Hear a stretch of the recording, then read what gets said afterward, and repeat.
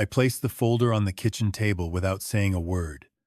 Just set it down, flat, right in the middle where she'd see it the moment she walked in. Then I pulled out a chair, sat down, and waited. I'd been waiting for this moment for 3 months. I wasn't angry anymore. That part had passed. What I felt now was something quieter, something that had taken 62 years of living to learn the name of. Clarity. My name is Gerald Whitmore. I'm 62 years old, and I spent 34 years working the night shift at a paper mill outside of Tokoroa. 34 years of 10 p.m. starts, of driving home in the dark while the rest of the town was still asleep, of breathing in fibers and chemicals that I still feel in my chest on cold mornings. I'm not telling you this for sympathy.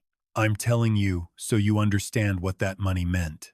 Every dollar in my account was a night I didn't sleep in my own bed. Every dollar was a morning I missed watching the sun come up over the Vacate. I retired at 59. Not because I wanted to, I would have gone another few years if my lungs had let me.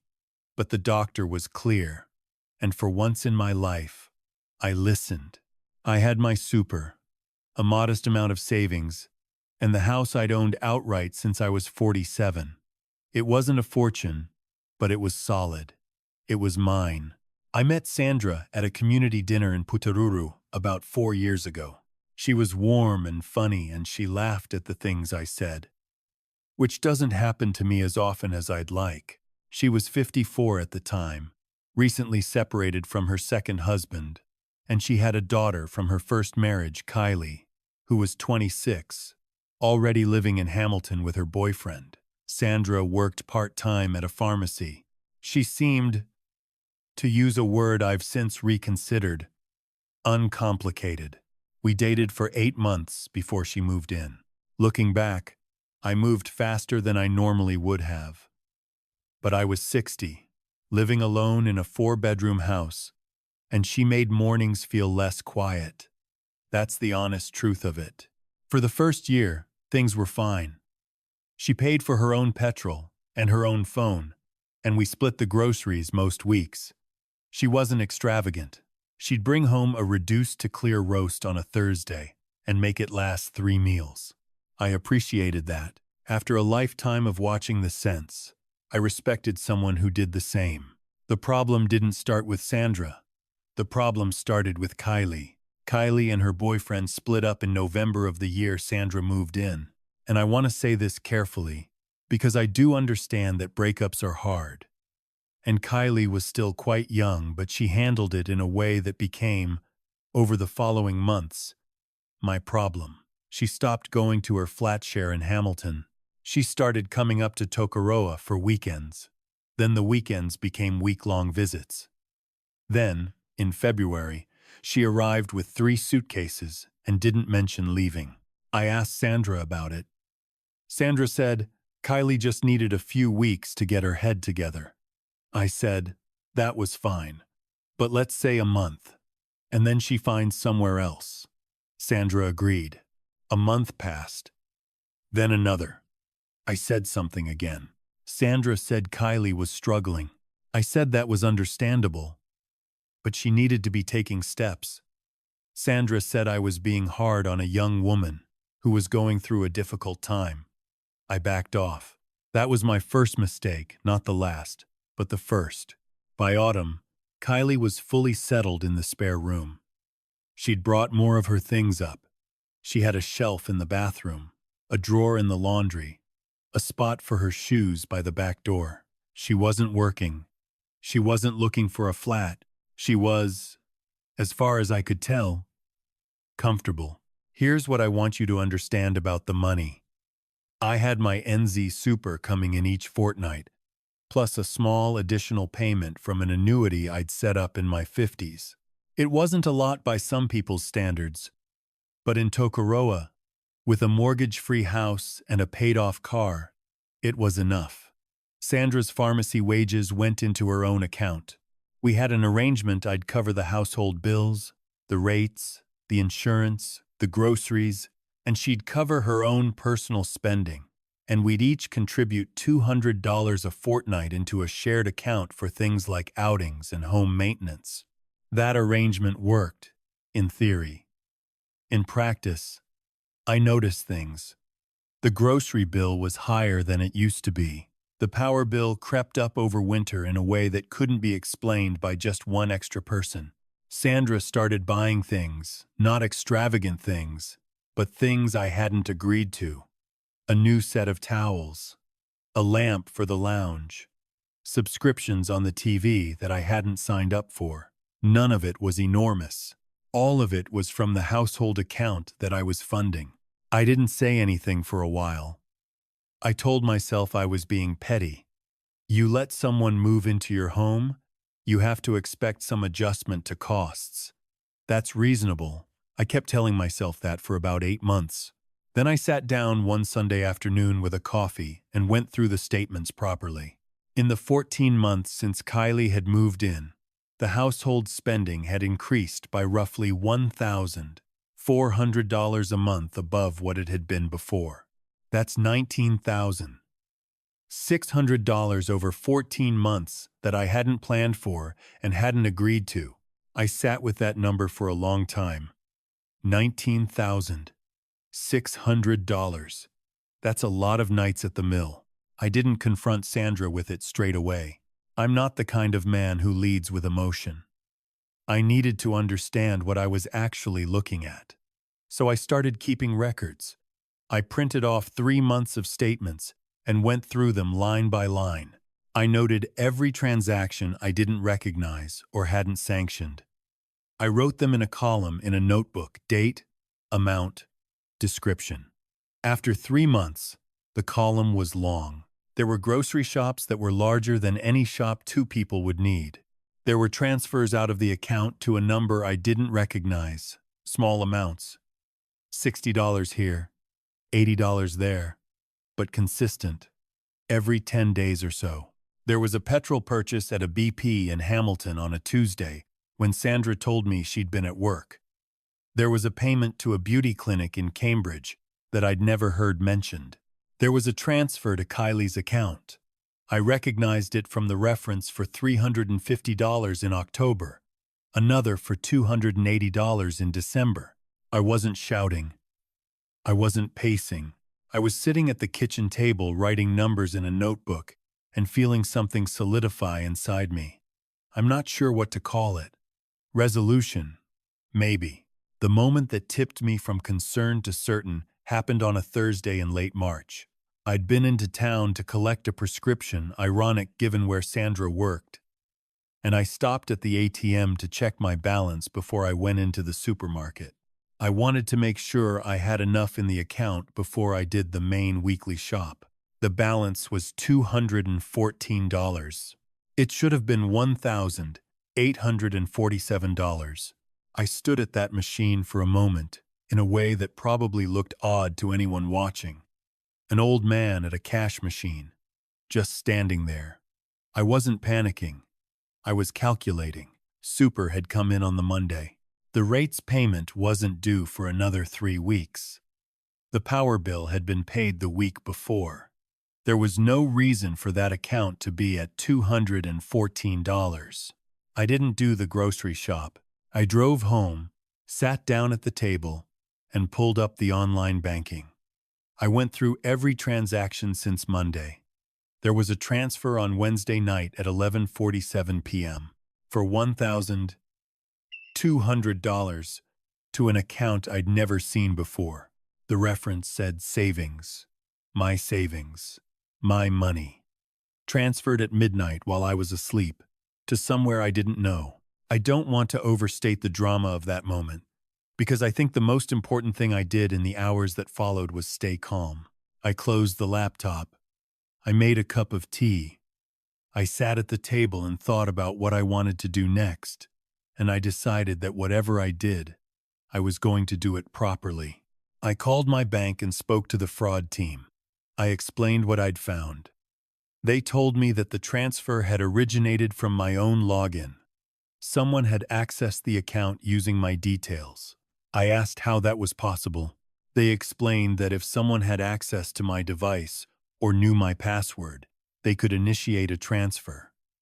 I thought about the password I'd written inside the cover of a notebook on the shelf. Not clever of me. 62 years old and not clever about that. The bank flagged the transaction and put a hold on the recipient account while they investigated. They couldn't reverse it immediately, but they were looking at it. I asked about changing my access details and locking the account to single authorization only. The woman on the phone helped me do all of that. I thanked her and hung up. Then I called my solicitor, Ian Pemberton, who I've known since I bought the house in 1998, and who has the kind of calm voice that makes you feel like things can be sorted out. I told him what I'd found. Not just the $1,200, all of it. The 14 months of creeping expenses, the transfers to Kylie's account, the patterns I'd noted in my notebook. Ian listened without interrupting. When I finished, he asked me 2 questions. First, was Sandra on the title of the house? No, she wasn't. I'd been very deliberate about that when she moved in. Second, was her name on any of my accounts? No. We'd never combined finances in any formal way. Ian said that was good. He told me to get every document I had in order and to come see him the following week. He told me not to close down the joint household account yet, but to stop making deposits into it. I went to the filing cabinet in the spare room, Kylie's room now, though she wasn't there that afternoon, and I found the folder I'd started 3 months earlier. I pulled it out, sat back down at the kitchen table, and added the new printouts to it. Then I rang my daughter, Rosie, who lives in Tauranga. Rosie is 38 and has inherited whatever it is in me that doesn't panic in a crisis. She listened to everything I told her. And when I finished, there was a pause, and she said, "Dad, I want you to promise me you're not going to do anything until we've talked this through properly." I promised. She said she'd drive up on the weekend. Sandra came home from work at 5:30. Kylie wasn't back, yet she'd been in Hamilton for a few days, visiting a friend, which was something of a relief. Sandra came in, put her bag on the bench, asked if I'd had a good day. I said it had been interesting. She started making a cup of tea without asking anything further. I watched her for a moment and felt something I hadn't expected to feel, which was sadness. Not for myself, or not only for myself. Something sadder than that. I didn't say anything that evening about what I'd found. I waited. Rosie arrived Saturday morning. I'd told Sandra she was coming, and Sandra was friendly and made scones, and the 3 of us had morning tea in the lounge, and it was almost normal. After lunch, I told Sandra I needed to spend some time going over some paperwork with Rosie, and Sandra said she was going to pop into town anyway. When she left, Rosie and I sat down with the folder. Rosie went through everything slowly. She has her mother's patience and her mother's ability to look at a problem straight on without flinching. When she'd read through the notebook and the statements, she put them down and said, "Dad, this is bad." I said, "I knew." She said, "The $1,200 transfer, that's not a gray area. That's theft." I said, "I knew that too." She asked what I was planning to do. I told her I'd spoken to Ian. She nodded and said, "Good. And the living situation?" I said that needed to change. She said, "Yes, it does." We talked for 2 hours about how to handle it. Rosie is practical and she's fair, and she pushed me to think about what outcome I actually wanted. Not the emotional outcome, the practical one. Did I want Sandra out of the house? I said yes. Did I want the money back? I said yes, where possible. Did I want to involve the police? I said I didn't know yet. Rosie said, "You might not have a choice."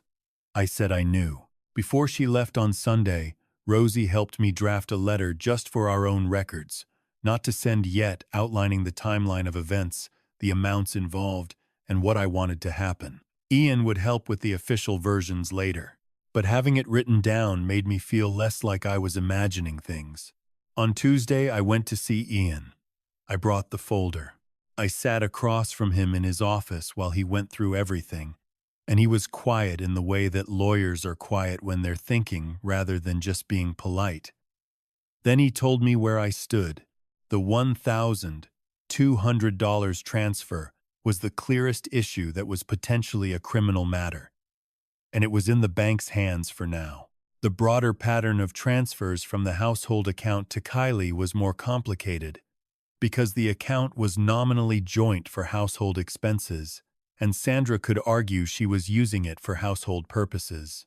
Ian said the transfers to Kylie's account were the most defensible to pursue, but it would depend on what Sandra's name was on. He said the most important immediate step was to deal with the living situation. He helped me draft a formal notice to vacate for both Sandra and Kylie, giving them 42 days, which was the legal requirement in the circumstances. It was more than I wanted to give them. Ian said it was the right way to do it. I signed the notice on Wednesday afternoon. On Thursday morning, I placed the folder in the middle of the kitchen table. Sandra came home from work at 5:30. Kylie was back from Hamilton by then. She'd come back Tuesday, and she'd been quiet around me in a way that suggested Sandra had said something, though I couldn't be sure. They came in within 20 minutes of each other, and the three of us were in the kitchen when Sandra noticed the folder. She looked at it and then looked at me. "What's that?" I said. "Sit down, please, both of you." Kylie made a sound, not quite a laugh, but something with contempt in it.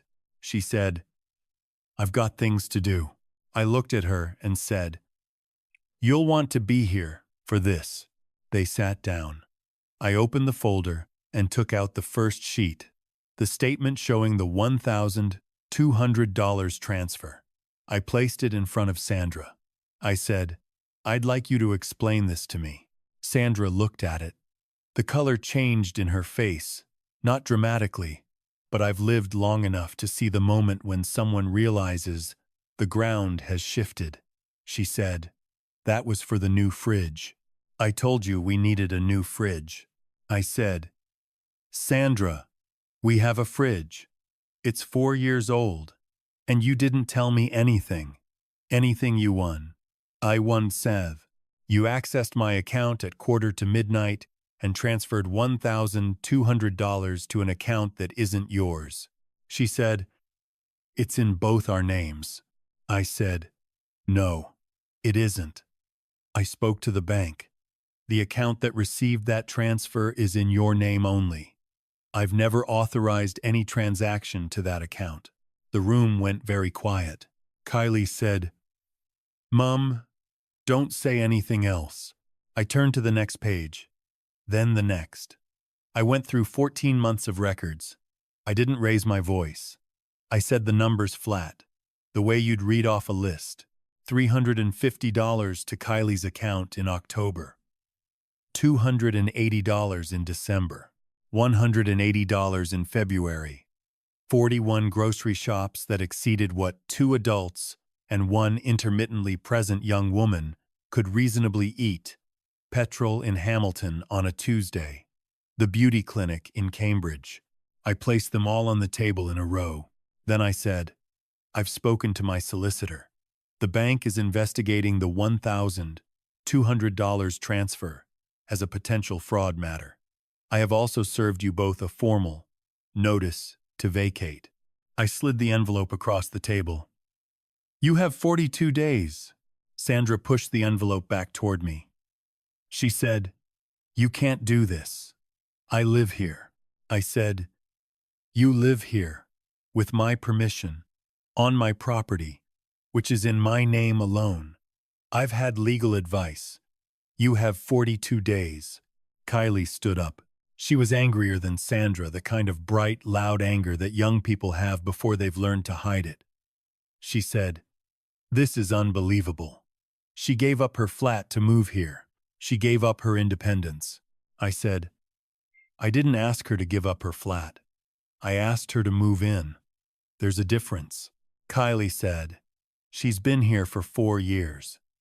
She's contributed to this household."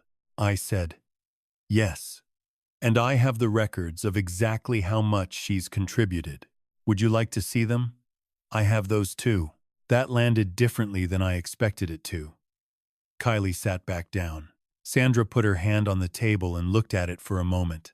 And I could see her recalibrating, not apologizing, not yet, but adjusting to what was real. Sandra said, very quietly, "Gerald, I was going to tell you about the transfer. I just needed a bit of time to sort things out." I said, "You've had 14 months." There wasn't much more conversation after that. They went to their respective rooms. I closed the folder, made myself a cup of tea, and sat in the lounge with the light on, listening to the evening outside. The neighbor's dog barking at something, a car going down the road, a moorpork somewhere in the macrocarpas. Just an ordinary night in Tokoroa.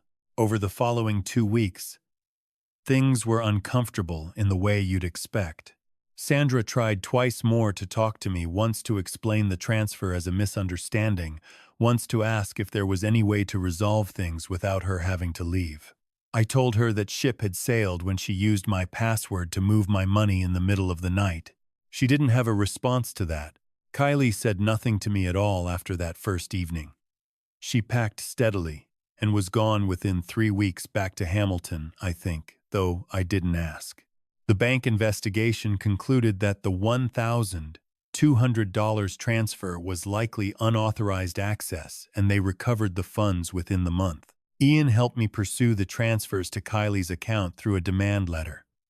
Sandra agreed to repay $830 of it in 2 installments, which was less than I was owed but more than I'd get from a fight. I accepted it. Sandra left on a Sunday, 40 days after I'd handed her the envelope. She had a van and a friend to help her, and she made several trips between the house and the vehicle while I sat at the kitchen table with a cup of tea. We didn't exchange much. At one point, she stopped in the doorway and said, "I did care about you." I believed her. I also believed it hadn't been enough to stop her. Those two things can both be true. When the door closed for the last time, I sat there for a while.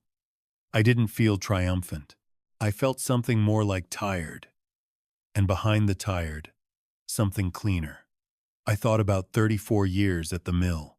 I thought about the house I'd bought at 30, the mortgage I'd paid off at 47, the account I'd built carefully and slowly across a working life. I thought about all the mornings I'd come home at dawn and put my boots by the door and gone to bed without complaining. I thought about how long it had taken me to understand that protecting what you'd built wasn't coldness. It was just sense. I changed the locks the following morning. Ian had reminded me to do it weeks ago. I'd waited until she was gone to feel like it wasn't a hostile act, but I changed them, and I reset every password on every account, and I called my daughter to tell her it was done. Rosie said, "How do you feel?" I said, "Like myself again." If you've read this far, I want to say something directly, because I've had time to think about it, and I think it's worth saying plainly. I don't tell this story to make Sandra into a villain. What she did was wrong, and she knew it was wrong. The midnight transfer told me that much, because honest people don't move money in the dark. But I think what happened between us was also the result of things I let slide for too long. I saw the grocery bills go up, and I told myself it was nothing. I saw Kylie settle in, and I backed off when I should have held the line. I let the comfortable feeling of not being alone convince me that things were fine when the numbers were telling me they weren't. The lesson I took from all of it isn't about distrust. I don't intend to spend whatever years I have left suspicious of everyone who's kind to me. But I do believe now, more than I did before, that caring about someone and being financially clear with them are not in conflict. You can love a person and still keep your accounts separate. You can welcome someone into your home and still have an honest conversation about what that means and what it costs. The clearest act of respect I could have shown Sandra and shown myself was to have those conversations earlier, when they were still easy to have. I also want to say something to anyone who might be sitting with a set of bank statements right now, looking at numbers that don't add up, telling themselves they're probably imagining it or being ungenerous. You probably aren't imagining it. Print the statements. Write the numbers down. Make the call to the bank. Make the call to the solicitor. These conversations feel enormous before you have them, and manageable once you do. The folder on the table was the most honest thing I did in 4 years, and I wished I'd put it there sooner. Money earned through honest labor has a weight to it. Not a moral weight. I'm not saying wealthy people are more virtuous than anyone else. But when you've traded your lungs and your sleep and your years for an amount that sits in an account somewhere, that amount represents something real. It represents the actual texture of your life. You're allowed to protect it. You're not being hard or suspicious or unkind. You're being the person your working years made you. I still live in the house in Tokoroa. The spare room is a spare room again. I had Rosie up for the Queen's birthday weekend, and we walked the timber trail and came back and had a proper roast and stayed up too late talking. The moor pork still calls from the macrocarpas on still nights. My chest is still not great in the cold, but I manage. I'm 62 years old and I live a quiet life and I know what my money is worth. That's enough.